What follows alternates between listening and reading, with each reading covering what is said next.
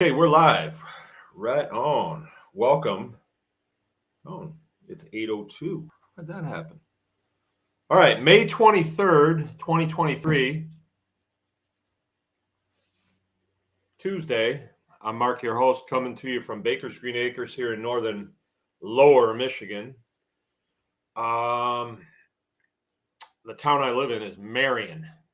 Marion. Beautiful downtown Marion. It's quite a town. Before I got out of the service, I knew I was coming here. We'd already purchased this farm. And I was listening to Paul Harvey, which we listened to him religiously in the work center that I was in.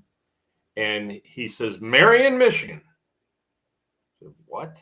Marion, Michigan? Yeah, Marion, Michigan, the unwed mother capital of the United States. No joke. And when we came here, we drove through town one time. It's like, look at all these nice girls out babysitting. They're pushing carriages and stuff. Wow. Yeah, I'm not saying it's a bad thing. Matter of fact, it kind of fits in with what we're going to talk about tonight is fertility on the homestead, which is a serious, deep subject.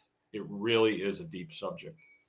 And it just so happens I was working on that all day yesterday and a little bit this morning before I went off today. I worked over at my son's house today. He's putting up a pole barn. So we worked over there until about 3 o'clock this afternoon. And I came back. I was exhausted. I laid down. Hour and a half later, time to get up and have a cup of coffee. It's like starting the day over again, you know. So I've already put in a lot of hours today. And I probably am going to put in a few more tonight after I get done here because it's light out for so long, you know, you can really get yourself in trouble. Tonight's show is going to be brought to you by the Tribe Plus, right? The Anyone Can Farm Tribe Plus. And I just looked for the fun of it. And the Anyone Can Farm Tribe has 6.7 thousand members. We are well on our way to NRA status here, right? We're going to be it. We're building an army of homesteaders. Really good, really good. Tribe Plus is a little different, and we've changed Tribe Plus, and I wanted to brief you on this. Tribe Plus, previous to last Saturday, the Saturday that just went by, it was 49 cents a day to be in Tribe Plus. But when you were in Tribe Plus, it gave you access to a lot of stuff.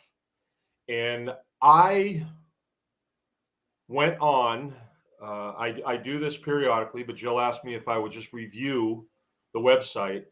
And I went on the website yesterday, and it's theanyonecanfarmexperience.com. theanyonecanfarmexperience.com. And I recommend that you go there. Please write that down and check it out, right? I went on there and it's like, wow, these guys have been working hard. They've got a lot of really good information there. A lot of it, you can only access it if you're a Tribe Plus member, but no longer do you have to pay 49 cents a day to do that.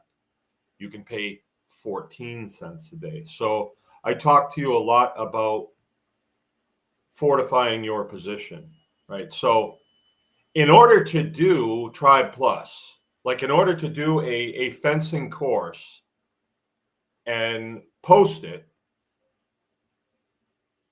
there's got to be a return on that, or else I'm not going to do it. You know, it takes effort, editing, filming, plus the original know-how how to build fences. Why should I? You know, but I do have a mission, and my mission is to turn as many people on to homesteading and the skills involved with homesteading as possible. However, if I just make these courses and put them out there, hey, they're free. How often do you get stuff in the mail for free? And what do you do with stuff that's free? You pitch it. Because whoever produced it is telling you right up front, this has no value, so pitch it. Now, I'm telling you, in the world that we live now, the information that's going out on Tribe Plus, you need it. All right. And trust me, you need this information. You need the information that I give out on Tuesday nights. You need that. And we have a small handful of people that come and take this information. Yeah, we live in some strange times, very strange times. But those in the know, and I guess I'm connected because I do this thing every single day, and then I share my thoughts with other people.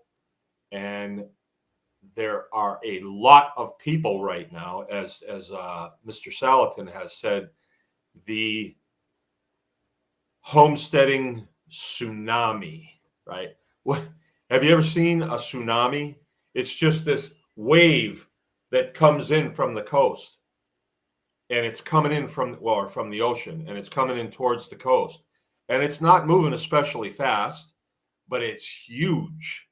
And when it comes, nothing stops it. Buildings don't stop it. Cars, seawalls, nothing stops it. It just rolls over it. And when Joel chose the word tsunami, I have never known him to overstate things. I have never known him to do that. I do, right? Oh, yeah, it was huge. You should have seen this fish. But he's not like that. He's a lot more less kidding around, and he's a lot more sober than I am. I like to goof around and stuff and use absurdity to illustrate absurdity, and I got that from old Rushbo. He's not like that. And this tsunami is coming. So we have had a pile of people join up into the tribe. So when we adjust what we're doing, we're saying, well, we don't need a small group of people to invest 49 cents a day in this operation. We would like better if we had a massive group of people invest 14 cents a day.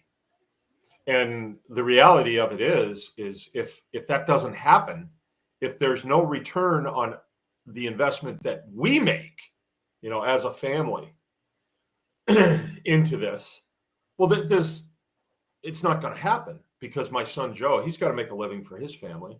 I have to make a living for my family. So if it doesn't happen, well, then it doesn't happen. But I believe now is the time that we can meet it head on, and we can make this happen. And I need your guys' help in this. Usually when I get around to the point of saying, okay, I need your help on this, people respond.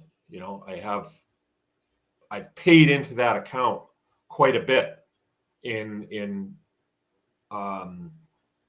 responding to people's needs on here. How do you do this? How do you do that? Oh, this is how you do it. That I'm meeting the needs of those people. And that way, when I say, okay, I need a hand with something, then people are like, okay, we'll help him. We'll help him, because he's really doing what he says he's doing.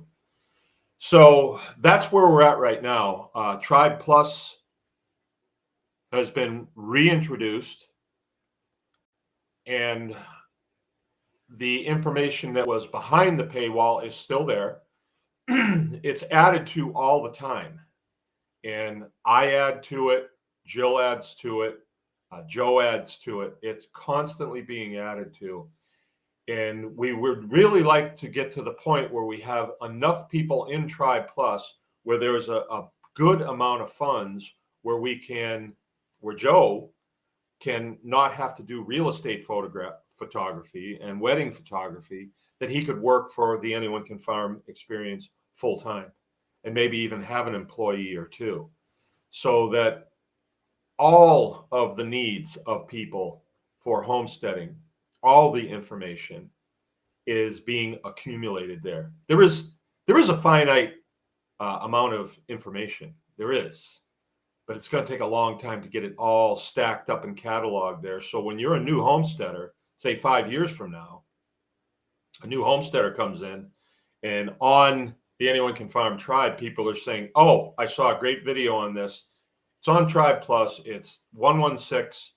It was really good. Showed me how to do X, Y, Z." And then people can boop go there. Uh, we have that in some respects on YouTube, but a lot of it's very general, right? And I think that what we're bringing to the table as people who do this all the time is the specifics of the operation, how you do this. And there's more to it than that. When you watch a video and there is a person who has done the thing and is showing you how to do, let's say a corner post or something, and says, "Well, I did it the wrong way the first time, and here's what happened. We do it this way because of this." You're getting the inside track on how to do this. And a lot about what we're going to talk about tonight, I mean, it's totally the inside track. And, I'm going to let her go. I'm going to let her go, and hopefully people learn from it, put it to work, and all boats will float higher. The austerity mindset is, I will only give you this car if you give me this amount of money. And I want a lot of money for this car. That's kind of the austerity mindset. Another way to look at it would be, well, no, I'll give you this car and you're going to use it for a taxi service. And then you can pay me as your funds become available. And because I'm going to finance it over time, I would like to have a little bit more. And it gives the guy the ability to go out and actually make money, right? That's an abundance mindset. And I think that when I go into a subject like I'm going to go into tonight, you're going to see that, whoa, he's really onto something. And maybe it'd be a good idea if I joined up Tribe Plus, because there's some things behind there that I might need, would give me the advantage as a homesteader. Now, a lot of times I tell you guys, hey, if you want to be successful if you want to be good at this, which why do it if you don't want to be good? Go do something else. Play video games. You can get good at that really easy. But it's not going to feed you. If you want to get good at this, I think what you need to do, what I have done, of course, for me, it was different because I actually witnessed things with my own eyes in other countries. And when I witnessed those things, I was already halfway there to where I am now, as far as my mindset. I was already halfway there. And my mindset was, whoa, there's a sense of urgency here. We got to get this done. And that sense of urgency led to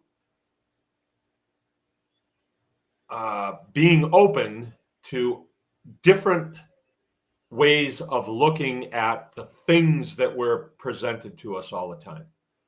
We're presented with go to college, get an education, make money, you live happily ever after. Sounds good. Sounds good. How come I don't see that happening, though? How come I see people who have done that have a ton of money? They get the next Bentley. They're happy for a night. They get the next jet, and so on and so on. And that's not really it. That doesn't lead to the fullness of life. And when you're dealing in the king's cash, there is always uncertainty. There's always uncertainty. Let's say you have a pile of it, and all of a sudden, I've got all this cash, and all of a sudden, it's only worth half as much, and you've lost half of your wealth. Now, I'm not saying that can't happen with the operations that we're in. There's always a boogeyman out there looking to do damage to the human race. You don't have to look too far these days to see that. And it's put under another name, but it's very overt what is happening, right?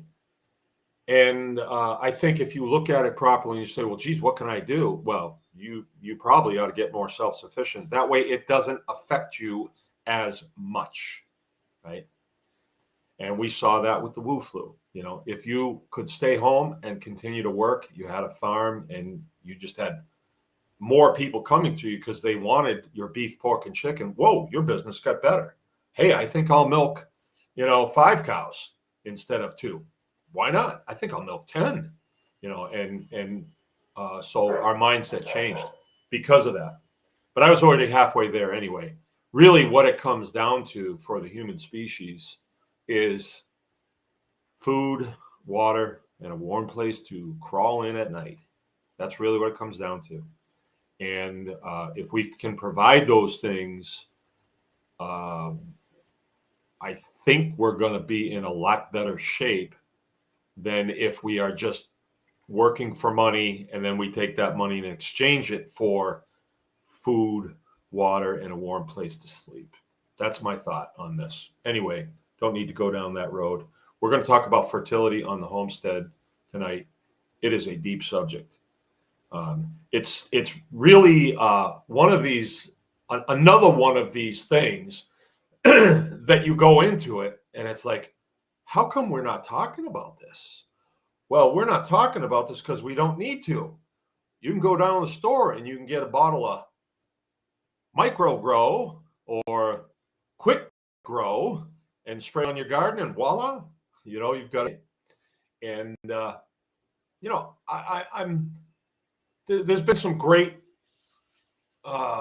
advances made as far as things like that. I mean, isn't it great that you can get a bottle of that stuff, hook it up to your hose, spray your garden down, and wow, you get a real kick out of that. It's great, right?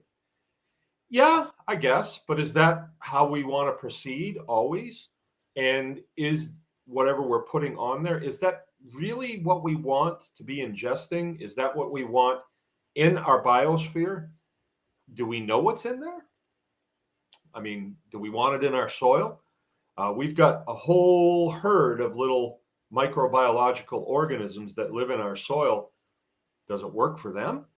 Do they like it? I mean, do they thrive in that environment? It's questionable. All right, so welcome to everybody. We're going to talk about fertility tonight and how it fits in with our lives on the farm, because it is a holistic subject. It's not just, well, I got big tomatoes or I got big zucchinis. No, it's more than that. If you live in a fertile environment, that means there are components in that environment that are meeting the needs of your tomato plants. And boy, when you eat a tomato, a compost grown tomato, boy, that tastes good. What's this taste thing? Anyway, what is this taste thing? Was taste given to us so we could be tickling it all the time? Is that why it was given to us? I think everybody realizes now, as a person, you are a body, but there is a spirit in the body, right? And when the body gets wore out, the spirit continues. But the body has components, it has accessories, it has features, right? And one of the features is taste. One of the old factory or one of the senses is taste. And what's that there for? Was that a component that was included so we could just, oh, that tastes good, let me eat another one. Oh, another one, oh, let's just keep that going, right? No.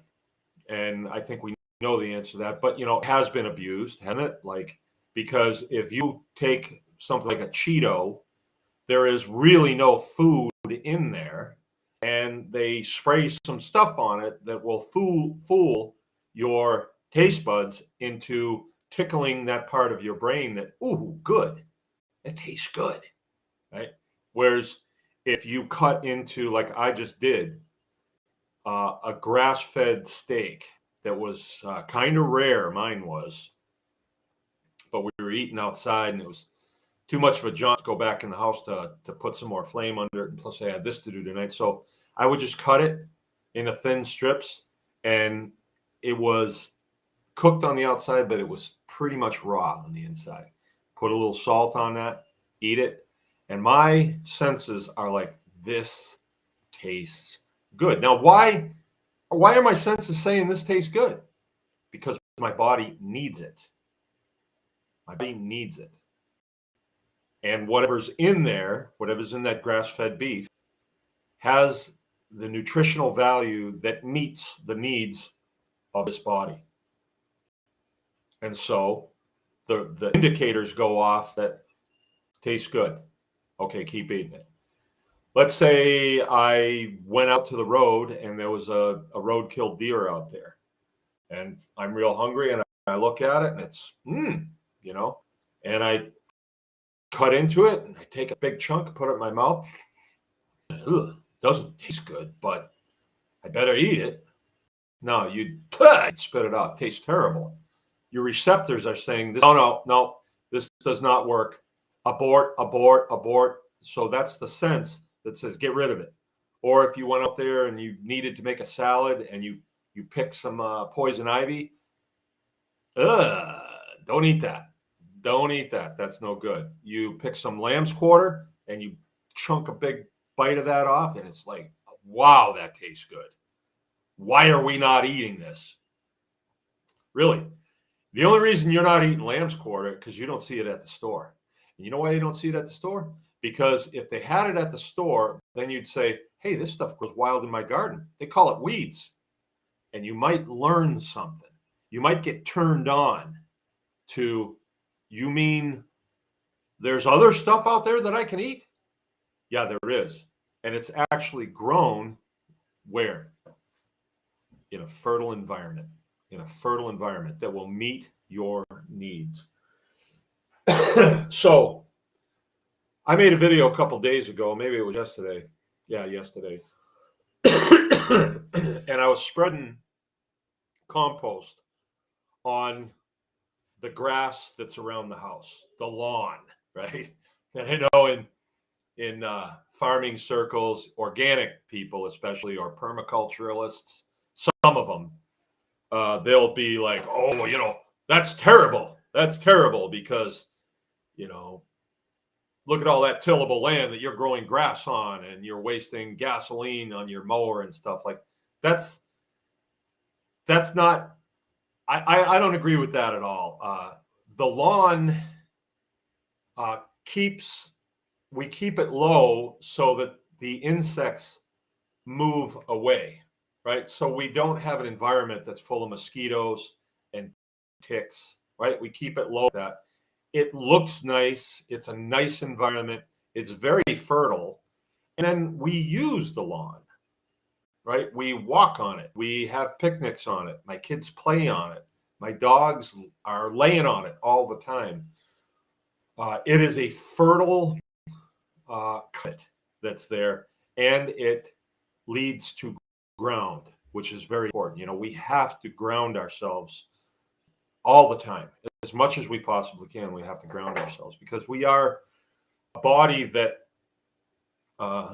gains static electricity, and you have to discharge to ground constantly. I mean, I'm oversimplifying it, but we don't need to have a science lesson here. And I'm not Neil deGrasse Tyson either. So let's just leave it at, it's good to ground yourself. It's nice to have a lawn around your house. If it was high grass and we don't know what's in it, snakes and, ticks and stuff. So the lawn is nice. And what I was doing yesterday was what I would call a passive fertility technique. So if there is passive, then that means, there must be active, right? So let's define the difference between passive and active, right? And the best way to do this is to talk about something like solar electricity or solar electricity production, or no, not solar. Yeah, no, solar solar collecting. So we're gonna collect the energy from the sun, and we can do it passively, or we can do it actively. So a good example of passive solar gain, right? If we're putting ourselves in a position where we can gain from the sun, we're going to get a solar gain. That would be a heat, an energy gain. A passive way of doing that would be, let's say that you have windows on the south side of your house, and then when the sun goes by, the sunlight rays come through a single pane of glass and is amplified and hits, let's say, a rock wall that's behind, it might be on the other side of the kitchen table or something like that. And you may not realize it because you have to actively seek to understand what's happening here. But let's say that you want to understand, and you go that rock wall and you hit it with a laser thermometer, and you're reading out at 6 o'clock in the morning, whoa, it's 68 degrees. And then at 6 o'clock in the evening, after a sunny day, and you hit it, hey, look at that, it's 78 degrees. So how many British thermal units, BTUs, have you stored in that rock wall in the course of the day without doing a thing? Well, you didn't do anything. It was just passively gaining, right? Now, you could design your house so that the passive gain is maximized. It's as much as you can get, right? You can do that. That's a great idea. The amount of British thermal units would have to do with how thick that wall is, what that wall is made out of, the type of stones, things like that. There's a lot of factors involved there.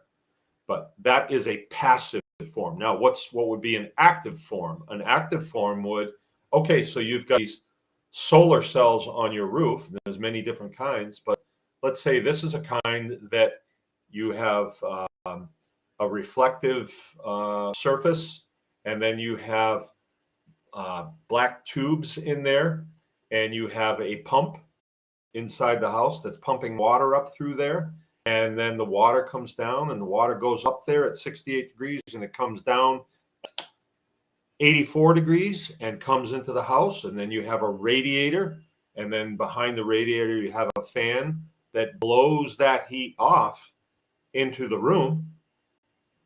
And let's say you're blowing off 20 degrees, per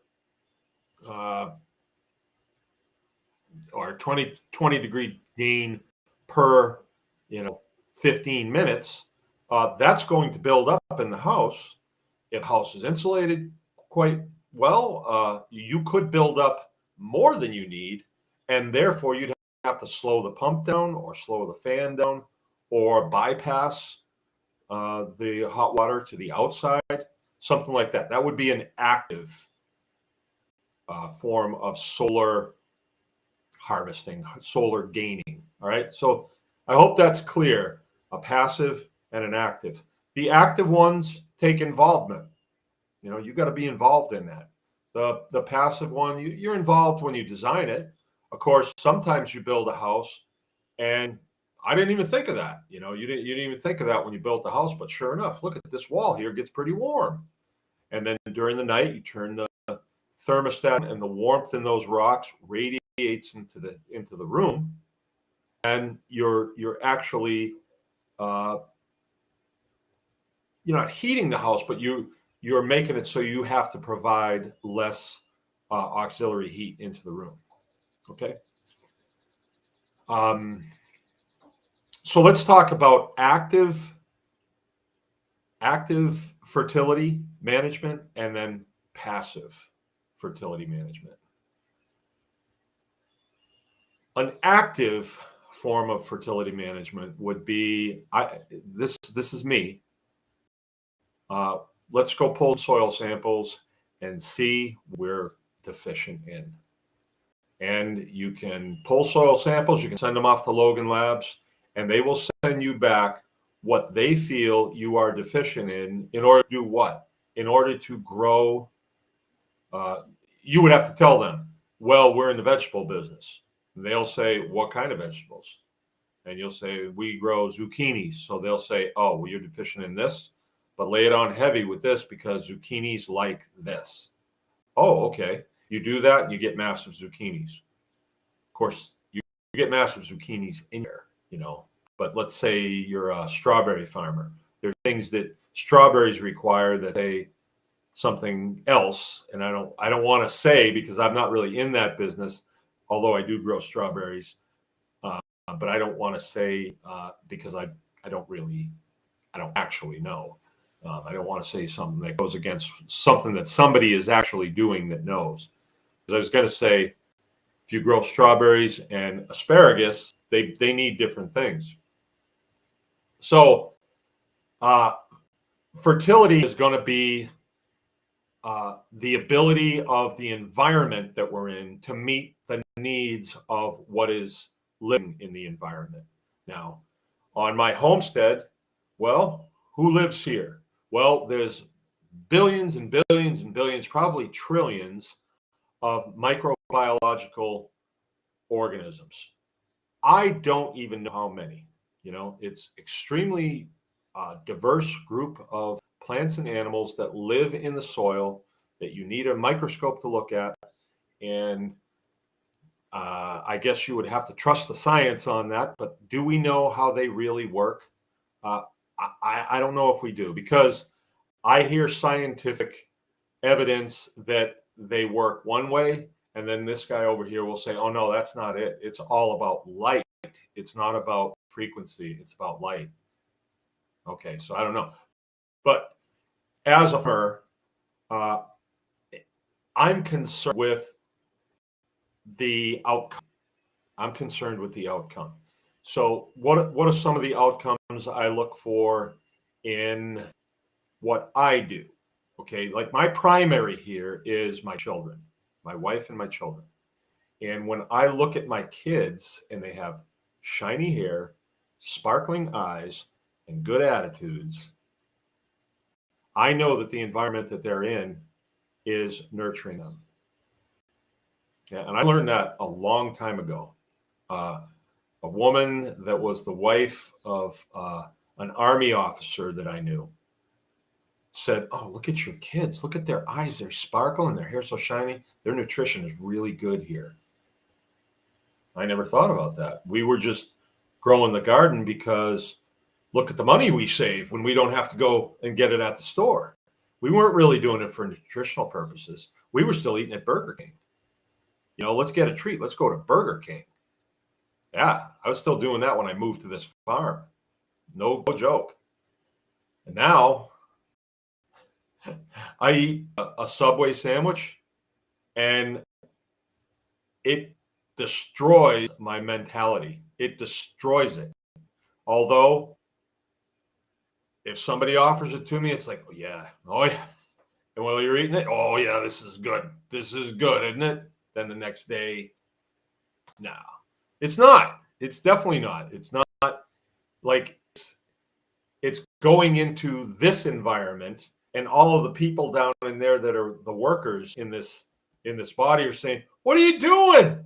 They're looking at the spirit like, hey, what are you doing? But we do it anyway, right? So it's better if I stay home, because then I don't do that. Then my wife feeds me good stuff. And my wife can always tell if I'm eating bad stuff because my eyes get glassy, and I don't have the energy. I'm tired, and I have a bad attitude just from eating crummy food, and it hits me just like that, And I know, but I do it. Passive. Okay, so active fertility management would be pulling soil samples. Oh, you're low on boron. And then you go to a place where they have it. You get it. You put it in your compost. Okay, we got to get this out there. And then you pull another soil sample. Okay, your levels are good, but you still need more boron, put it on. Okay, well, give me some more boron and I'll put it on there. That would be, active. That would be active.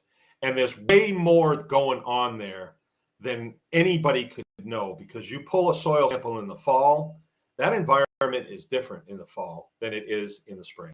It is. And so the samples are going to come back different. And there is so much to that science. And these guys want to give you an answer, but the list of answers that they could give you is 10 miles long, and you've got to be able to decipher it into something easy. Okay, I have a headache. Take an aspirin. You need an answer. Okay, my soil's sandy. Well, give it this. So that's the active management of the fertility, and there are ways to do that we probably don't. Whoa, son. We don't necessarily recommend. We don't recommend the fertilizer route, the liquid fertilizer route, or the petrochemical fertilizer route. And the reason that we don't recommend that, I don't know if it's that I don't recommend it. It's that I don't do it myself, is because as soon as I go into that realm, I'm initiating a cause, or I'm initiating an action that is going to have an effect. Now, the people that sell that product say this will boost your fertility, and then when you say, yeah, but what else will it do? There's like we don't have an answer for that. How come? Well, because if we tell you, you'd never do it. Oh, well, why? Well, because we're in the business to make money. Yeah, but if I'm fertile because of your product, wouldn't that make you money? And then they'd say, well, yeah, one time, but we want you coming back year after year after year after year after year after year. And we want you to spend more year 2 than in year 1. So come on, business is business, right? So I don't want to go that route, because I see through that. You may get a boot out of it. You may get a kick out of it the first year or the second year. But after a while, you're going to become a slave to it. And let's say that I did a fertilizer on a 10-acre piece, and I put in $1,000 into the fertilizer, let's say, and I get an extra $1,000 worth of hay off of it, and I go, whoa, look at that. I'm a winner. But what are the worms saying about that? What are the nematodes saying about that? What is all the microbiological life saying about that? What are the cows saying about the way this hay tastes? Hey, this tastes funny. What are the kids saying about the way the milk tastes, right? So there's an effect. There's an effect. And, you might say to me, commercial farmers never say nothing about that. Well, what are they really farming? What are commercial farmers really doing? They're watching bottom line all the time. And they're dealing with chemical companies, equipment companies, financiers all the time. So they really don't have the luxury that we do to focus on the health of the environment that we live in. I mean, I guess they do have the ability to do it, but if you start down that road, you're kind of committed. So if I spend $1,000 on this 10-acre field up here, I got to make sure I have $1,000 available next year, because I know if I don't put it on there, I'm not going to recoup my investment, right? And my investment might be recouped short term, but is that the way we want to be looking at things? Okay, so from a passive fertility point of view, I think that we want to be looking long. right? So one of the things that happens on the homestead is you start to find out, especially when you're new, you're saying, "Whew, man, I left for an hour and I came back and the cows were standing in the driveway, the pigs were out, the cows were eating out of the garden, and da da da. Everything went wrong."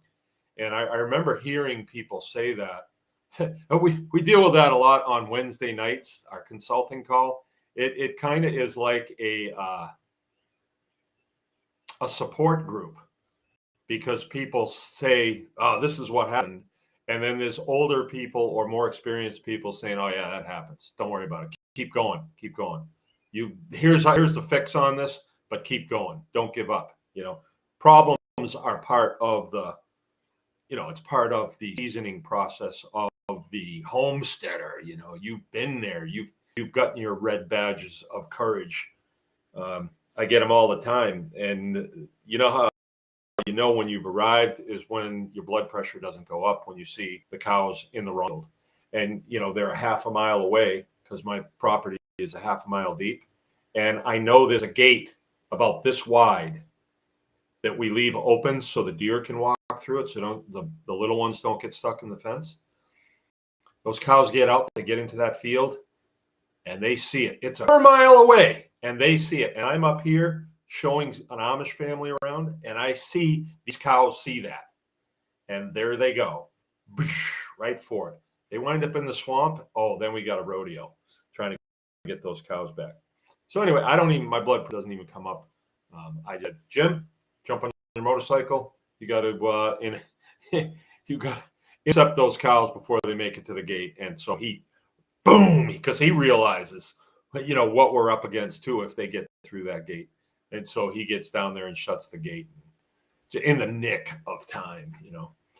So another reason why you need motorcycles on your homestead. But let's talk more. Let's stay on track here, Mark. Passive fertility. Okay. Yeah. So you're homesteading, and you realize, wow, I have all these things happening all the time. I have all these balls in the air, right? I have all these different processes going, and you're new. So your first corner post, the cows rub on it and they knock it down. And then the cows are out and they're in the garden. And that happens the minute you drive out the driveway and you say, "How do people do this?" Well, that's called expertise. You get better at it. When you do an installation, you say, "I do not want this to fail. I want to sleep good at night." When you build your fences, you build them right, and you put time into them. Just like everything else that you do, you got to do it right, the best that you can, because Murphy's Law says that if it can fail, it will fail, and it will fail the minute you drive out the driveway, the minute you're showing somebody around on a tour. That's Murphy's Law. It's going to happen in this part of it. So you have all these balls in the air. And like me, I'm enjoying some seniority in this career field right now where, okay, I know how this works. I know how this works. I mean, people can come and ask me questions. "Hey, Mark, the molecular structure of that is," and I'll I don't know, but what I need to know, I know. And what I need to know is to keep those cows in, you better do some good fencing and learn how electric fences work and do that. That's what I need to know. I don't need to know the gee whiz stuff necessarily. But when I leave here as a more experienced senior person in this career field, I have a sense of solace when I leave, because I'm going through my mental checklist. Good. Yep, let's go. We're okay. We're cool. We can come back tomorrow morning. Everything will be fine. Get back in time for milk and things will be good. The cows will be waiting for us up in the back. They'll be mooing because they want to get milk. And while they're waiting, they'll eat some hay and drink some water and read comic books, right? So I can leave like I did today. So Jill was in the office. Rachel milked. Me and the boys left to work with my son. This farm moved ahead without us here. So what moved ahead? What moved ahead? Let me run down the list. And this is just a short, partial list of things that I can think of right now. Okay, that apple tree that's out there, it's making apples, and I didn't need to be here to do that. And come late summer, early fall, we're going to have a bunch of beautiful apples out there. Did I have something to do with it? I did. I keep that tree pruned, and I keep that tree fertilized underneath. I keep the grass down, and I look after that tree because I need those apples. I need them. I want them. I like apple butter, and I like eating apples. And the drops go to the and squishing apples, making apple cider, and all that stuff. I love that stuff. It's great, and it sustains my family.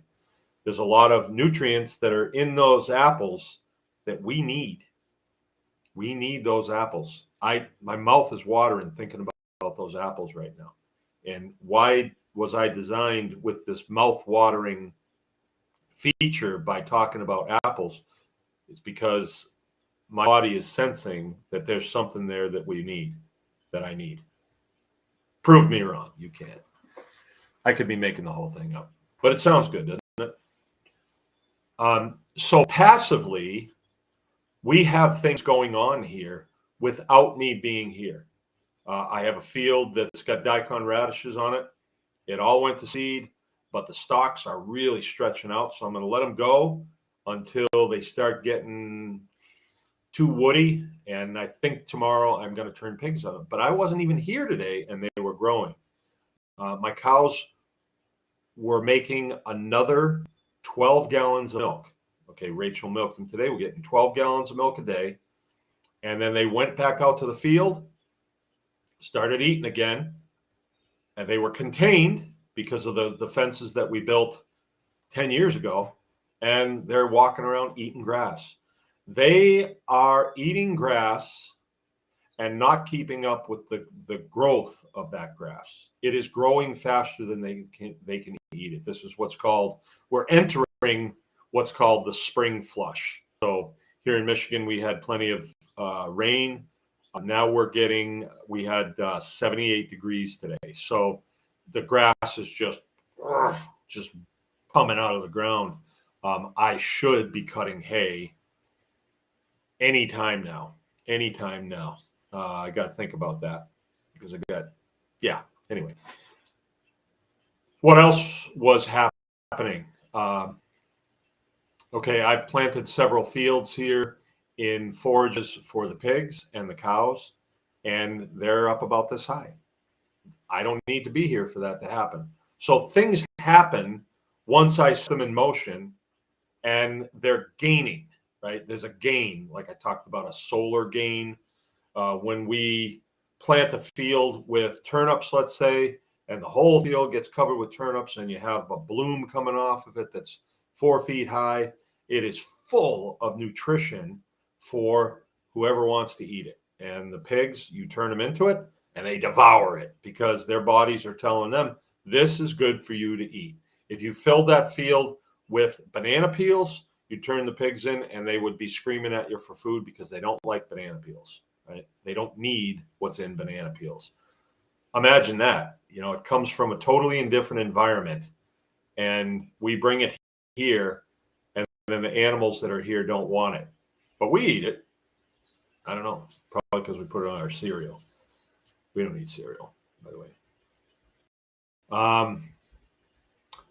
So fertility and passive fertility. How do you do that, Mark? Well, I'm going to tell you how I do it. I run a composting program, and I'm real serious about it because I learned about composting 20 years ago, and as I do it, about every couple of years, I have breakthroughs in this discipline, right? I can tell you a couple of them. There's a book that I highly recommend people read. It's called 80 Acres. It was written by a guy who lived about 5 miles from here. He was one of the kids in the house. The dad was a friend of the guy that built this place. This was Ben Brinks, and that was Just Jaeger. And they were both Dutch. And they came here with a technology from the old country. It wasn't like just showed up here and said, what do you want to do? I don't know. Want to be a farmer? I'll be a machinist. They knew they were going to farm. They came here because there was land available. U.S. government was making land available to people who were willing to homestead. Imagine that. Now they want only a certain amount of people to homestead, just their buds, and everybody else, no, you can't farm. All right, so what do I do? Why do I run such an intensive composting program? I always talk to you guys about assets and liabilities. And if you have something that is a liability, you look at it long enough and you think about it and you ask yourself the question, how can I turn this liability into an asset? You will get the answer at some point. And the answer may come back, you can't. But more times than not, when I keep it in between the guardrails, as far as the things that I produce, the things that I scrounge, the information that I pursue, generally, I'm dealing in products that I can turn a liability into an asset, generally. I'm trying to think of one that I couldn't. But really, I don't think there really is, because everything can either goes to the scrapyard if I can't make something out of it, or it goes in the wood stove and becomes heat for the house, like if we have scrap lumber, or even my junk bread contract, the bread comes in bags. Bags are made out of petroleum. And if we stuff bags in bags and make it really tight and we put it in the wood stove, you don't smell it, you don't see it, but the wood stove gets really hot, along with the wood. We had a whole bunch of these bags from all last summer. And instead of just disposing of them in the landfill or putting them in a burn barrel and touching them off, they went in the wood stove, they heated the house.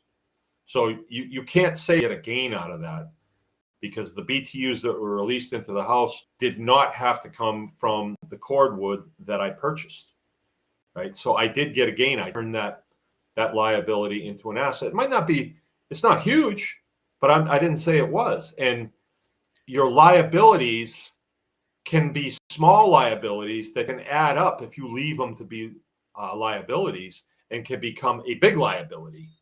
But when you disperse them into the asset column as you get them, then they add up as an asset, and you're gaining. So we do a chicken processing business, and a lot of you guys have heard me say that. I use this as an example, but it's a good one. We process somebody's chicken for them, and we charge them $4 and something cents to process their chicken. So once the process is done, we put it in a plastic bag, we cool it, they come and take it, they give me the $4.50, and I get $4.50 for processing their chicken. But from that, I have the guts, I have the feet, I have the head and the neck. And if I look at that in a certain way, it's like, I got to call somebody to come and get that. How much is he going to charge me for a handful of feathers, the head, the neck, the guts? How much going to charge me to haul that off? And he'll say, well, let me see here. I'm going to need this and this, this, this. And they're going to have to be in barrels, mind you, recyclable barrels. And you're going to have to lift them on my truck, mind you. It's going to be $1.79 a bird I'm going to have to dispose of that. And you say, well, I guess I gotta. So, okay. So my $4.50. Well, let's make it easy. Let's say he wants $2, right, to dispose of it, or let's say $1. That makes more sense. So my 450 now is 350, right? Not good. I've lost $1 because of that. But let's say I look at the heads and feet and guts and neck and head. I look at that, and before I go to sleep at night, I say, how can I make this into an asset instead of a liability? And I will wake up in the morning, and the answer will be in a fortune cookie, and it will say, feed it to your pigs. I never thought of that. Can I feed it to my pigs? Yeah, the pigs will eat it. Is it legit? I mean, is it okay? Well, they seem to really like it. You can give them hog chow, or you can give them, and then when you think it through soberly, look what's in hog chow. You're feeding pigs to pigs, but it's not as distasteful as feeding chicken to pigs. That's or it's more distasteful. But feeding chicken to pigs is kind of like feeding chicken to human beings. Or like I ate a steak for dinner, so I ate cow, but I didn't eat human. So instead of giving the knacker or the guy that would haul off animal parts $1 per chicken, I've just taken that chicken and fed it or those parts to my pig, and therefore I don't have to feed that pig the dollar's worth of hog chow that day that I would have had to.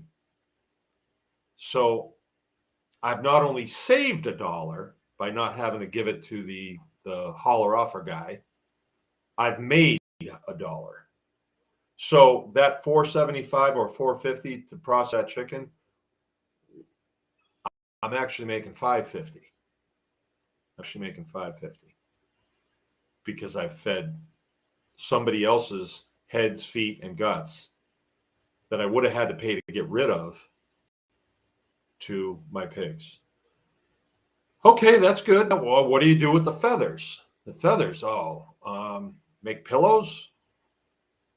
We'll call that guy the pillow guy, the My Pillow guy, and see if he wants to go, if he wants to partner with Baker's Green Acres chicken processing business, and we can give you all our feathers, right? I don't think that'll work. We've never found anything to do with the feathers better than to turn them into our compost pile. And I think that's just a dandy thing because the feathers have the building blocks of a feather are also the building blocks of other things. And I mean, if we had a readout of everything that goes into making feathers, I think that a lot of things that are in there would match up with the same things that we need to grow grass and grow soils and grow tomatoes and on and on. I think they would match up, a lot of them. You don't see people taking a handful of feathers and saying, wow, those are good. No, you don't, because they wouldn't taste good to us. And evidently we don't need what's there because we don't look at feathers and say, I can't wait to get a mouthful of those, right? So I have all these feathers. We get a lot of feathers, and probably on a standard day, I get about 1/3 or 1/2 a yard of wet feathers. Ooh, what do you do with that? The times that I've made the mistake of dumping it in with the pigs, thinking, oh, they'll go through it and they'll mix it in. They don't. The feathers dry out, and what happens? The wind picks them up, and they're everywhere. And you don't like it. It doesn't look good. It's not a good look on the farm. They go away eventually, because the bacteria in the soil eats them. But what we do is we have a compost pile going, and I keep it hot. And I want it hot because I need to break down these feathers. A couple days a week, I'm generating 1/2 a yard of or half a yard, yeah, probably a half a yard of feathers that need to be disposed of. Now, if I'm digging a hole and dumping them in, is that helping me? No, because I've had to dig the hole. Now I've got an open hole and I'm dropping feathers in there. There might be the odd head that's in there, and then some raccoon's going to want to get down in there and he's going to get stuck, and then it becomes a whole thing. It's better if those feathers go boop right into the compost pile. And my piles are big. They're 8 feet tall, probably at the base. They're probably 14 feet at the base. So that's a good size pile. I will just stick the loader bucket in the top of the pile, pull it open, drop the feathers in, and close it back up. And by the time I get back to it the next week, a lot of those feathers are gone, right? Now, they don't really disappear. They're just broken down into their building blocks. And that's done by the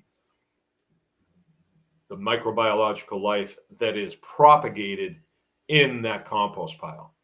So composting for me it's a necessity to dispose of a liability, and it turns it into an asset. But then I wind up with all kinds of compost, and you have to say, well, what do we do with this? I guess if I just kept accumulating it, we would say, what are we going to do with this? This is pain. We're going to have to hire somebody to come and take this compost away.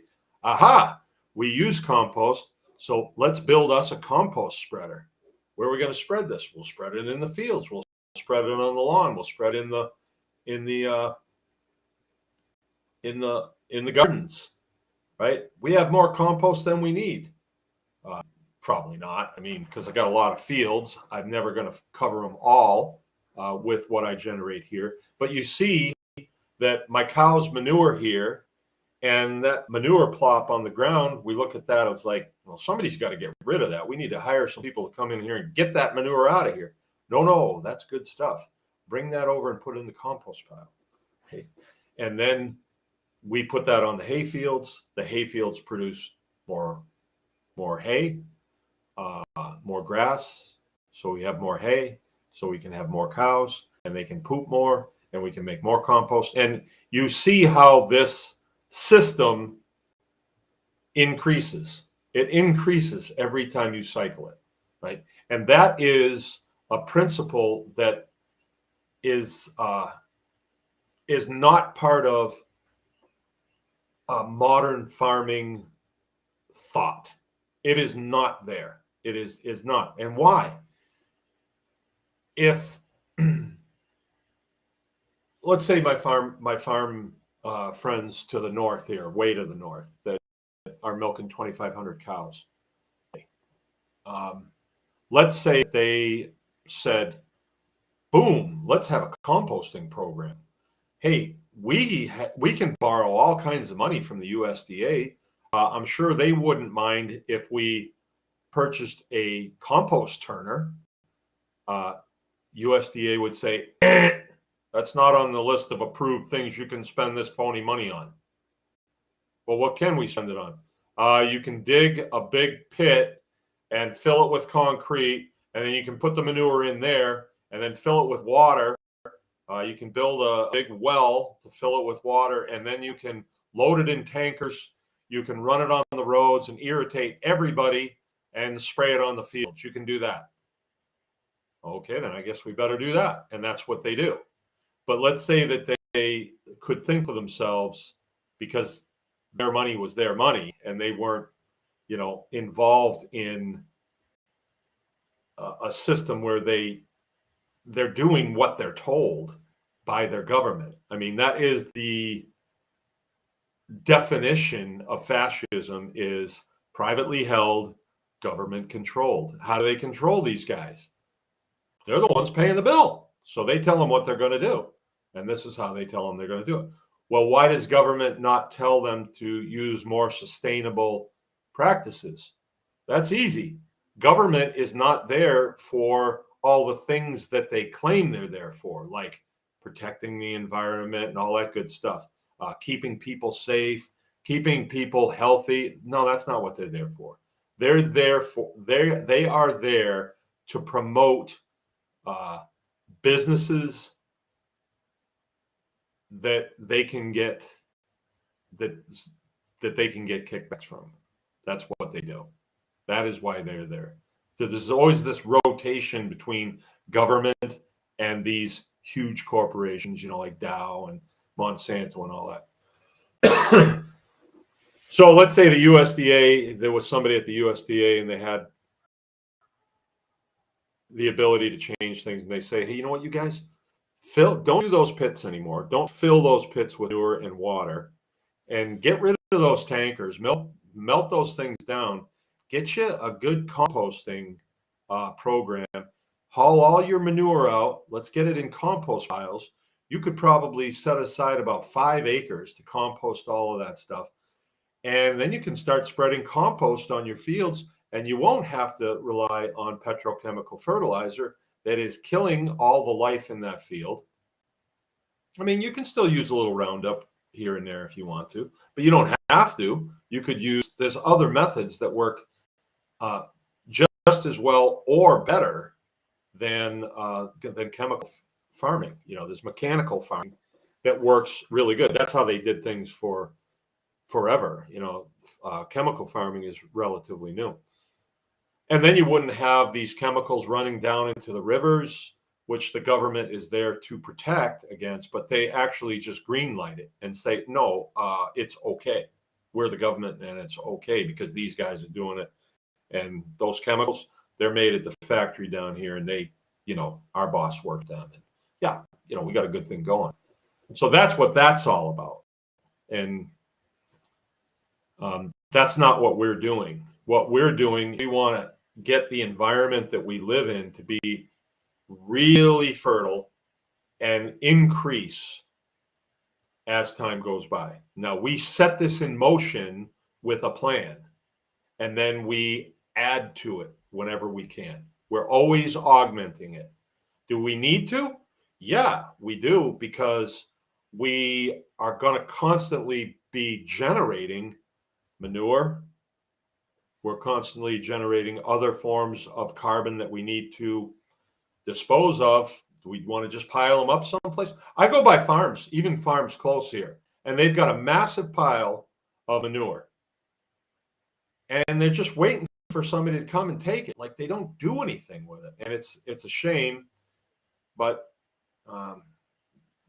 usually when you see that, you see them doing other things that, wow, that's a huge mistake. Just driving by, I can see that guy is making a huge mistake. There's a farm way far away. That's far away. And I only go by there once in a while. But it's a 10-acre field, and it's kind of diverse, got a pond on it and a few other things. And the guy will put his cattle out on there early spring when the grass is this high and leave them out on it all summer long. So he's buying hay all summer long. And he's only got like 10 cows and cow-calf pairs at the most. And so he's buying hay all the time to feed them, generating a ton of manure. The manure piles up, piles and piles and piles. And all he would have to do is put a strand of polywire across the middle of that and allow the grass, just let it get to 6 inches, and then put the cows over there, and then put the wire back up. And then over on this side, it'll get to 6 inches, and you can move them. And you can do it all summer long, and your cows will have a lot of hay to eat, a lot of grass to eat. But I don't know. It's almost like these techniques are passively poo-pooed. Like, oh, an organic farmer, you're probably smoking dope in there, They have those things that they say. But and okay, if they don't want to learn, then we're not going to hold them hostage and say, you will put polywire up, you will rotate your cattle through this field. We're not going to do that. This is for people who want to know this stuff.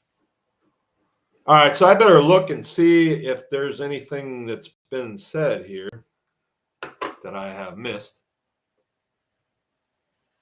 Catachrome's with us. Brian Jacobs with us. Evening, lad. Jamie Godel. Belva. Declare Homestead. Hello to you too. Been too long. And Putnam. I have been telling a lot of people about the tribe that are all working on freeing themselves from the system. We have large meetings every week. I will keep sharing. Thank you.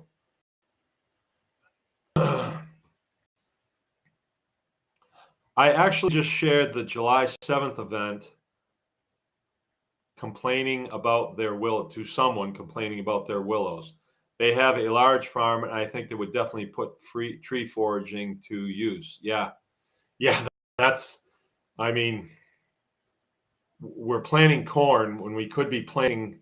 There you go. I mean, that's a perfect example. You could be planting trees, lines of trees, and instead of a corn planter, you would have like a hedge trimmer. So several times a year, you would go down that hedge and would trim that and take the clippings and probably put them in a windrow and bale them, and then you only plant once and you'd get several cuts a year off of it. And you could get cuttings off the trees. And I suppose you could get cutting of hay in between the trees, but no, every year they plow the field. They plant the field. They spray Roundup on the field. They spray Roundup again on the field. Then they go through and they chop the corn, right? And then they load it in silage bags, and that's what they feed, right? And they have to go through that process every year. If you did tree foraging, you only plant it once, and then it comes back year after year, and all you're doing is harvesting off of it and then preparing, putting it up or, preserving it. Cool. And Putnam. Awesome. Right on. Catachrome. Thanks. That's the craziest experience. The wife and I did the same thing. And when friends went to go out,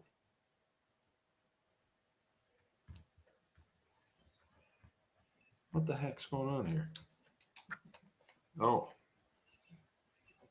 I got a failure here.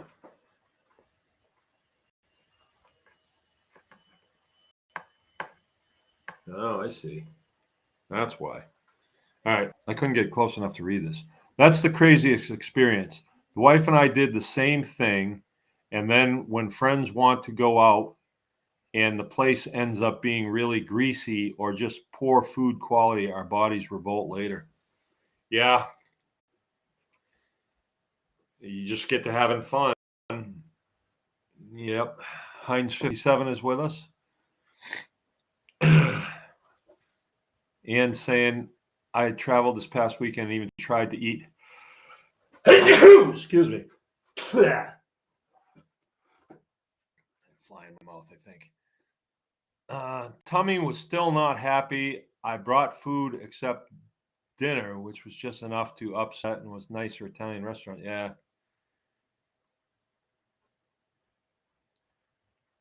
I even avoid any cheese dishes. Yeah. Wow. And what I have figured out now is that we are on raw milk. My body crashes a lot faster than I eat something that's not good. Yeah, I've found that too, and I've heard a lot of people say that. And maybe it is just receptors here that when you don't feel right, you say, oh, I don't feel right. I don't feel good because your receptors go through a reset, and you feel, I feel good. I feel good. I feel good. I feel good. And then you feel a little bit off by some rotten stuff that you ate. And then you say, I don't, now you can feel it. Could it be that before, when you were just eating whatever was in front of you, you felt bad all the time?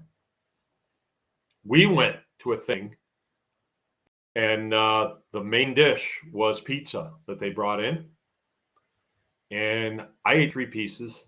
Jill ate a piece and a half. Jill was in the bathroom before we came home. And when we got home, Jill was back in the bathroom. And Jill came out with a smile on her face, like, no more problem, just from a piece and a half of pizza. And she probably wouldn't want me telling you that she did an unladylike thing like throw up, but she does that. Mycelium is beneficial fungus like mushrooms, threads, and living soil. Right on.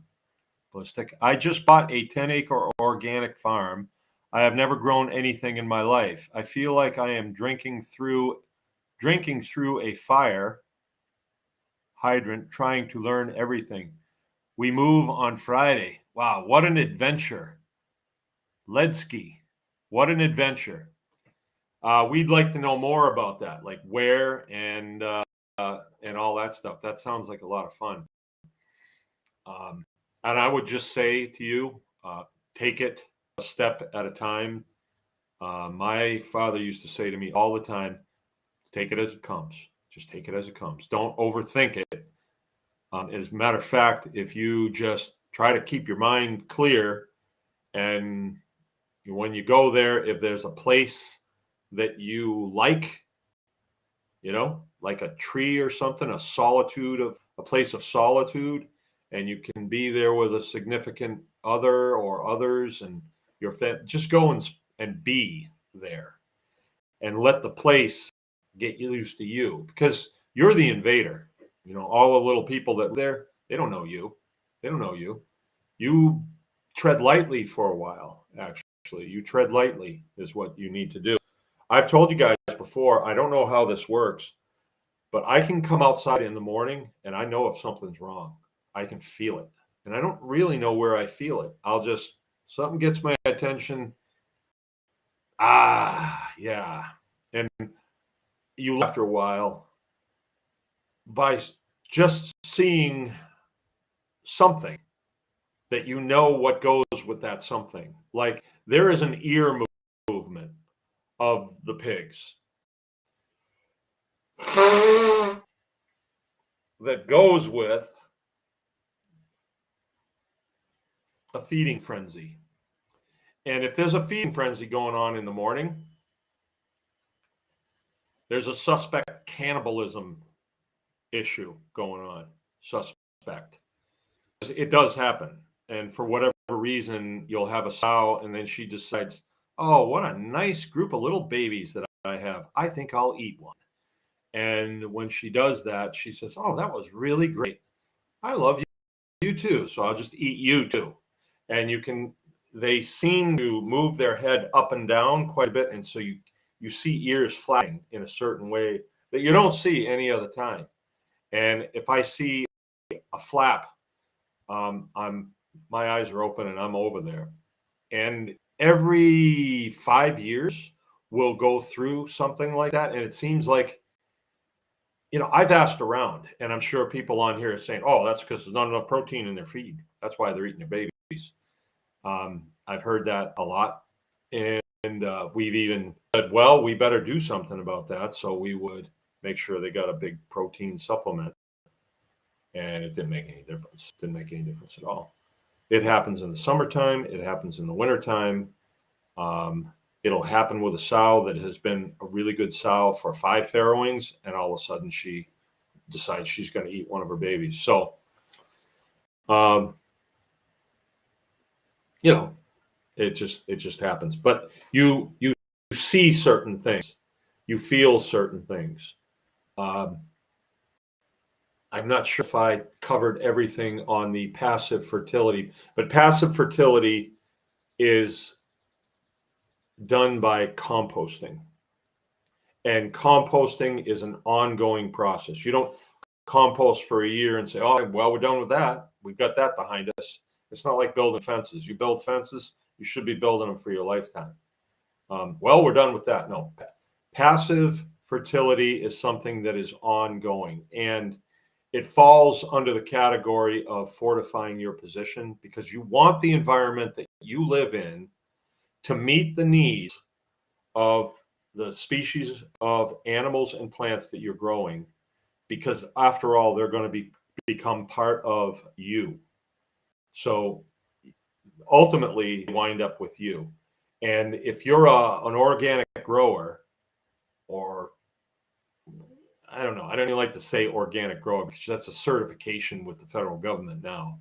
And a lot of those guys are sleazy because they get 20% more for their products because they have that organic certification from federal government. It's sleazy.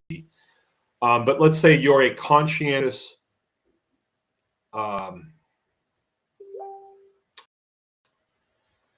sustainable, regenerative grower. You understand the principles, and you will grow things in a way that are going to give you the most advantage nutritionally. If you're that type of guy, ultimately they wind up in you. And the proof is in the pudding. If you got a guy that's an organic grower and he's all broken down, well, how's that happening? And you find out that he's eating at the diner every day, and he's got a Mountain Dew in his pickup all the time, and a 6-pack of Mountain Dews, and and you see it like, well, yeah, I'm an organic grower, but I drink Mountain Dew all the time.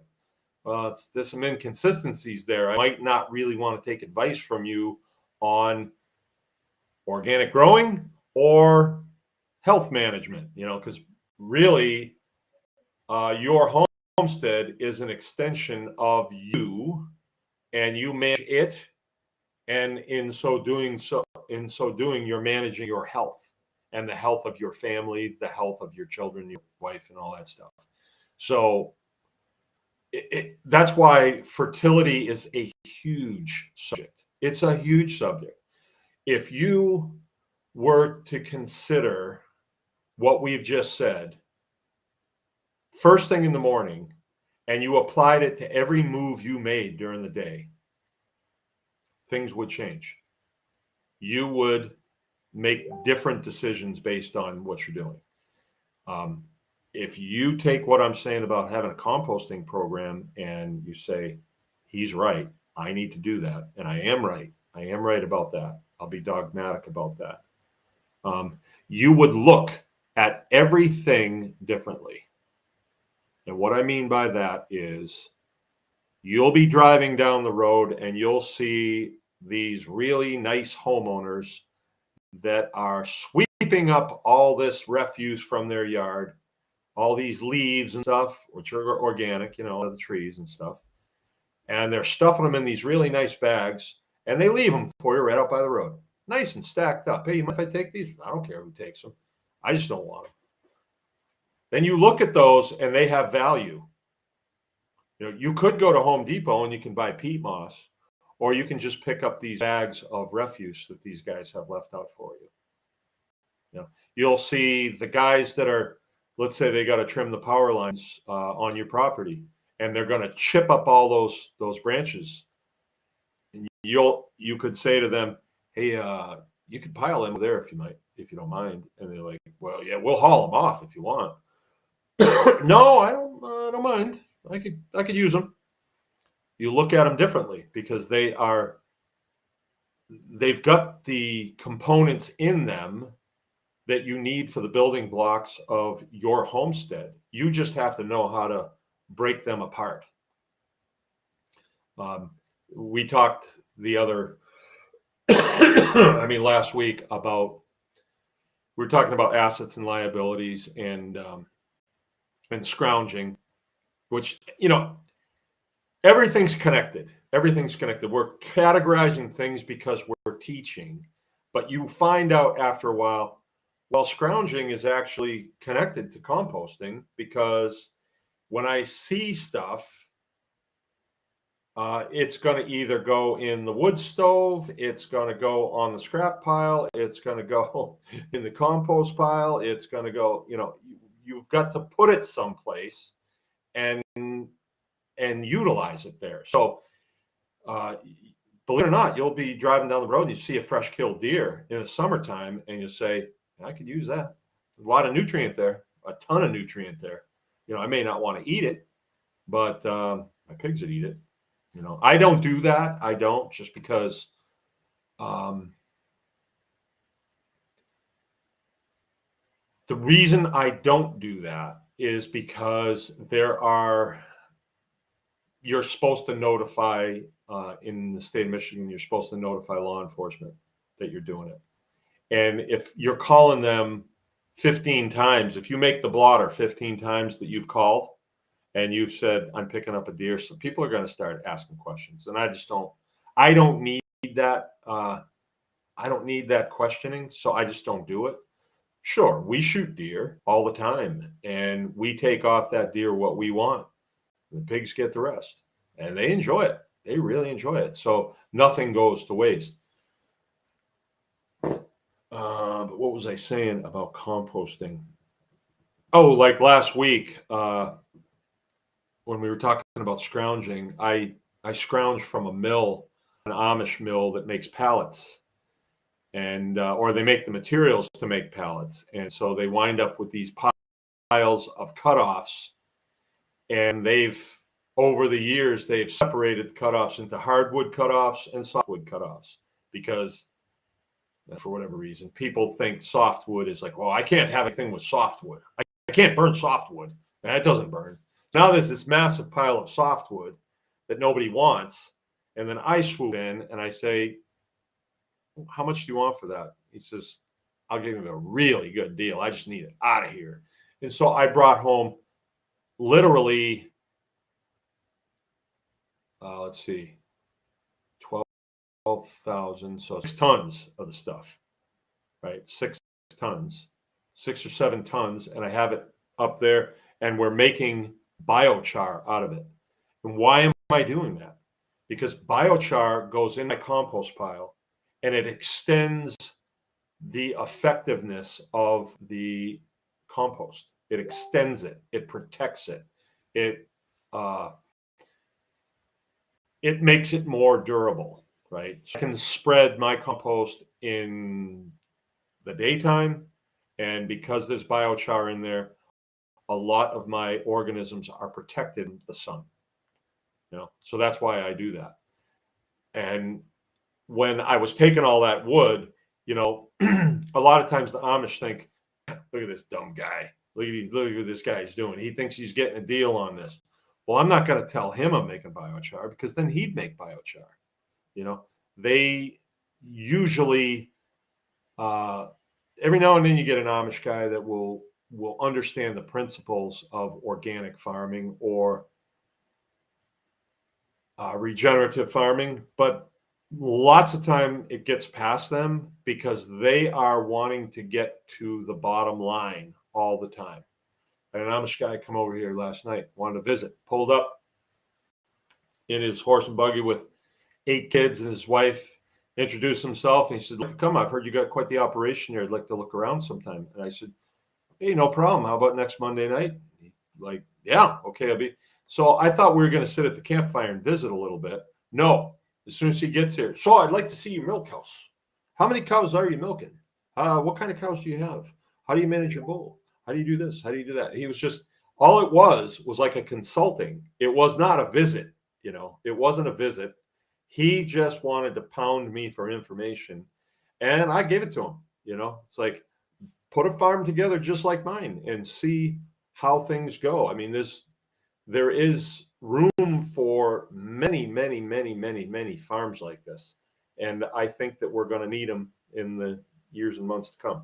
So there you go. Let's see. We got anything else? Let's see. Ann Putnam's got some more. What? Ghost. What's this about? Okay. Matt Kovacs.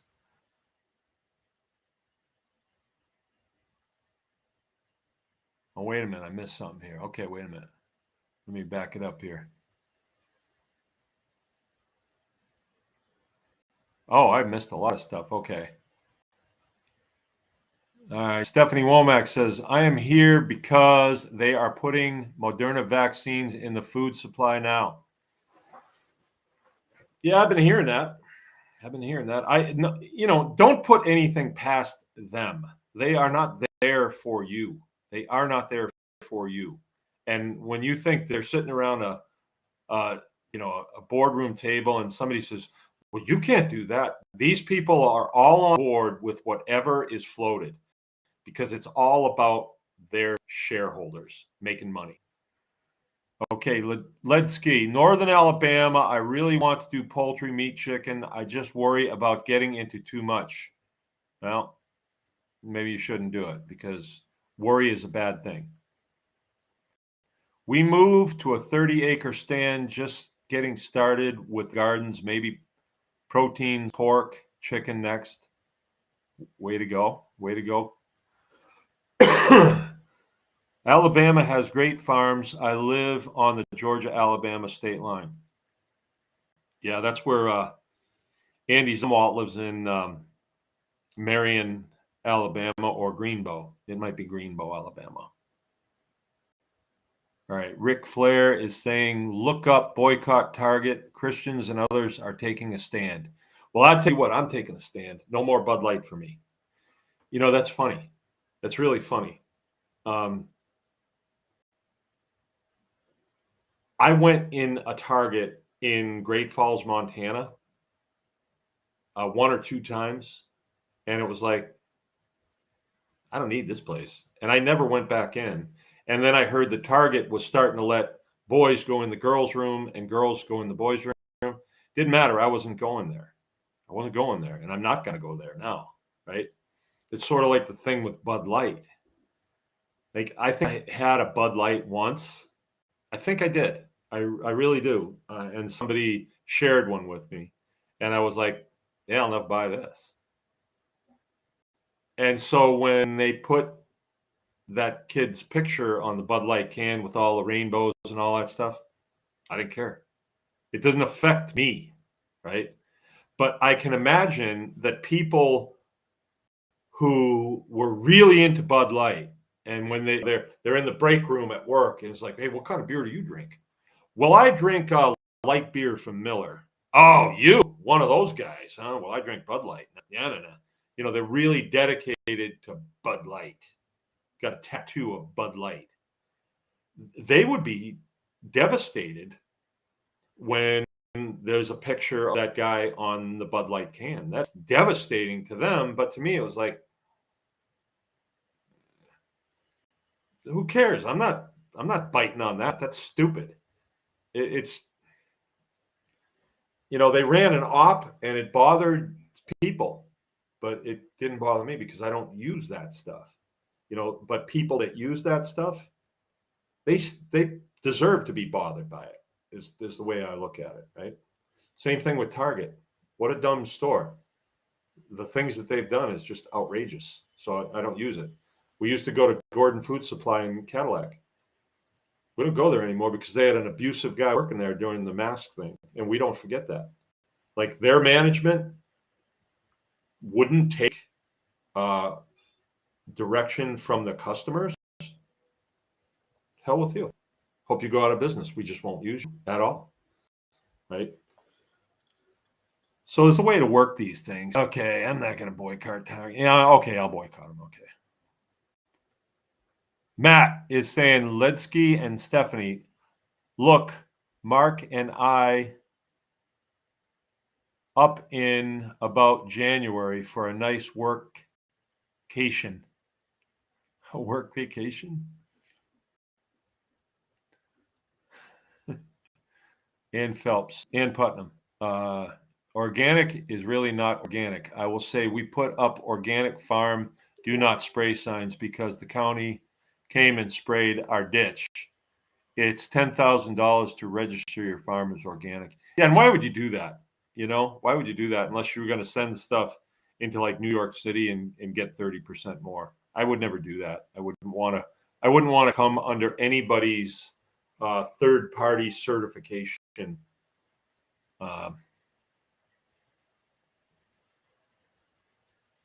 The ghost says never answer questions. I don't answer questions. I like those videos.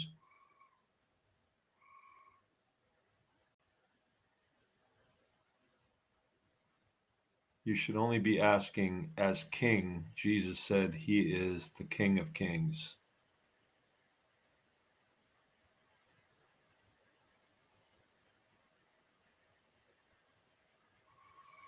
Yeah, Brian. Yeah, isn't that crazy? He says that dude's main audience is kids. That I don't even think the guy's a real transvestite. It just seems he's an actor, and this is what his latest shtick. Who cares? We don't even want to pay any attention to those guys. Hey, Audubon, how you doing? Welcome. Life Done Free. Well done. Hey, Life Done Free is going to be out here on Tribe Day. That's going to be kind of interesting, having him on our stomping grounds. Oh, by the way, you guys, I was on Bard's FM last night, so it should be coming out tonight if any of you are Bard's FM listeners. And we are going to be interviewing the man himself, Joel Salatin, on the 9th, I believe, the 8th or 9th. I think it's the 9th of June. That's a Thursday night, and that should be a good show. And I want to hear his anecdotal evidence on the coming homestead tsunami. I want to hear what he has to say about that. And I think that it would behoove a lot of people in our listening audience to have your questions ready and maybe even forward them to me. This is just a really rare opportunity to ask this guy, direct questions. I've talked with him before. Like one time, we were sitting next to each other at a dinner, and I talked to him about the direction of industrial agriculture. And this is when my family was going through that big struggle with the state over feral swine, and he was giving me other evidence of other things like that were happening. And I said to him, where does this end? And he said to me at the time, he said, the entities that are doing this do not care about you.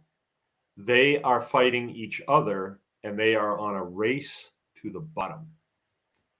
And it was kind of loud in the room, and there was other people there, and I didn't want to appear too ignorant. So I didn't say, what's that mean? I didn't say that. So I said, oh, race to the bottom. Oh, very good. But I think we'll be able to get into that on this interview, because I sure would like to hear from him. What do you mean by that? And I think I know. I think I know. And I want to see if I'm correct. But it should be fun. All right, Stephanie, Bard's FM fan here. All right. Yeah, and Putnam too. Me too. Yeah, Bard's is got a huge listening audience, and what's ironic about that is I started listening to him years ago. Years ago. This is a good story. I know that this person won't ever hear this because she ditched me, but she's somebody that's in my family, right? And she's in the education industry, or was. She's retired now, and really worked her way up, in like elementary education, and considers herself a very well-versed Christian, is really quick to tell you what you're doing not right, and really quick, and very, very, very critical of me because I don't say all the things and do all the things. I consider myself a Christian, but I'm more of a meat guy and not so much a cream guy or a milk guy. I was when I was a new Christian, but now I think that, okay, is my job as a Christian to shine this pew every Sunday, or do you have a job for me? Because if you don't have a job for me, I'm not coming here just to shine this pew. And so, all right, I say that this is my ministry. It is. People need this, and that's what was picked for me. Okay, I didn't write my orders. My orders were written for me. But anyway, this person is highly critical of me. And when Bards came into my life, I started listening to him, and I like what this guy's got to say. I like the cut of this guy's jib. And it's this thing that he says, at the beginning of the show, and he says, "Tempt not the righteous man to draw his sword." And I liked that. And the way he said, I thought, yeah, it must be in the Bible someplace. I don't know. But I reiterated that online one time, and this person who's highly critical of me said, "Well, that's not in the Bible." And I mean, she tipped her hand perfectly, because then I was like, I never said it was. I just thought it's a good thing to say. It's a good warning. And it's also, as somebody who seeks to be righteous, what your direction is. If you are a righteous man, do not allow someone to tempt you to draw your sword. Or be careful before you draw your sword. Be careful. If you draw your sword, be prepared to use your sword. Don't go throwing your sword all over the place. There's a lot of ways you can look at it. But I thought that was pretty good. But Bard still says that. Scott Kesterson. Yeah, I talked to him last night. We did a Zoom call just for fun. All right, Life Done Freak. Right on. Looking forward to your event. It's our event there. Our event. Yeah, and it's going to be something. This will be the third year, and yeah, there's a lot of momentum, I think, building. We had so much fun the first 2 years. Stephanie's saying more veterans than ever getting into ag, homesteading, ranching. I love this, literally growing America up by its roots. Yeah, I agree with you. And I would also say that people in my age group, I'm the tail end of the baby boomers. I have a younger sister. She's passed away, but she would be 61 now. She was the end of the baby boom generation in my family. We were sold a bill of goods, and I was fortunate. That even though my parents were on board with the bill of goods that we were sold, as far as go to college, learn how to work smarter, not harder, right? That was it. They didn't want us being tradesmen. They wanted us to be college graduates. And, what was being taught in college at the time I was coming up was ideology. It was really what it was. And I have contact with some of my friends from that era, right? And some of them I do not allow on my Facebook feed, because their ideology is so skewed. It is so skewed. And then when I look at their lives, I say, they got what they bought into. Me, a lot of the reason I didn't buy into it is because I wasn't paying attention to it. When they were talking about their things in school, I was kind of looking out the window, and I was thinking about my gun, my 22, and squirrel hunting, and a fort that I was building in the woods. And, and then I got a car, and I was thinking about engines, and I was never really on board with the program. And I squeaked through high school, got accepted to all kinds of colleges. I mean, right off the bat, all kinds of colleges, qualified to get in them, all this 4-year degree, liberal arts, whatever I wanted to do. I don't want to do that. And I saw a thing for a school to learn how to be an aircraft mechanic. And it was way beneath what people thought I should be doing after I went to a college prep high school. And I said, I don't care. I don't want to do what you guys want me to do. I'm not interested in it. I can't get into it. And so I went into aircraft maintenance, and it led to other things, a lot of other things. And I never really was I mean, that wasn't the last thing I did was aviation maintenance, but it led me to where I am now. And a lot of what homesteading is about is literally is truth, because you can't carry a storyline on the homestead that is incorrect, but it's the storyline. So we're dedicated to the story. That doesn't work. It just does not work. So this is a good place for a lot of people. And GIs, you can make believe things are good, but everybody in that unit knows we've got ourselves in a bad position and we shouldn't be in this position, you know. So they have to deal in truth, because if they don't deal in truth and they deal in fantasy, then they don't stay alive very long. That is just the game that military people play. It has dire consequences if you are lollygagging, right? Now, you could be the CEO of a big company, big company, and you can lollygag, and you got so many people around you, and because you're the CEO, no one's ever going to come up against you. Yeah, you got to carry that company line, even if you don't believe it. You know, you could be working for a cigarette manufacturer, but you don't even smoke. So what's with that, right?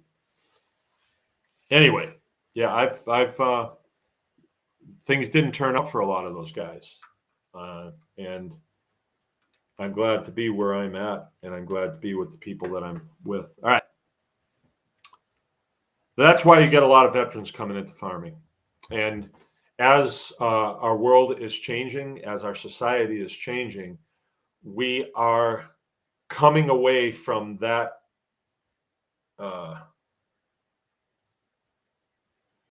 that psyop that I lived through as a young adult, that you've got to get indoctrinated at a university and carry the country, the company line, da da da da da da da da. And look where we are now, right? Look where we are now. Look where our debt is. Look where American farming is right now. They've made a total mess of it because they wanted to work what? Smart, not hard. We're designed to work hard. Working hard is fun. It's fun. It's good for us. Anyway, they can do what they want. But that's why a lot of vets get into farming. And we welcome them too, because they're trained to do the job.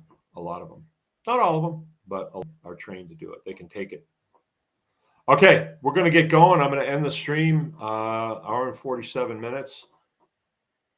Help me out. Anyone can with the Tribe Plus, please get on there and join. We need you to join because we want to continue this ministry. If we don't get the response that we need to continue, then it just doesn't continue. That's all there is to it. So, and for the people that are already in, that came in under the old contract, they're going to get a year for free. So they're going to get really hooked up. We've got that lined out. But please check on theanyonecanfarmexperience.com. Go there and search around a little bit and see all the information that's there. There's a lot of information there to really help you tune up your homesteading operation. Join Tribe Plus, then you get consulting with me. You get all the manufacturer discounts, lots of them too, big money. And you get all the courses and much, much more. All right. So please join up. $49 a year. We got to have a lot of people joining up. We want to keep this going. All right. Remember, anyone can farm. Let's get into this.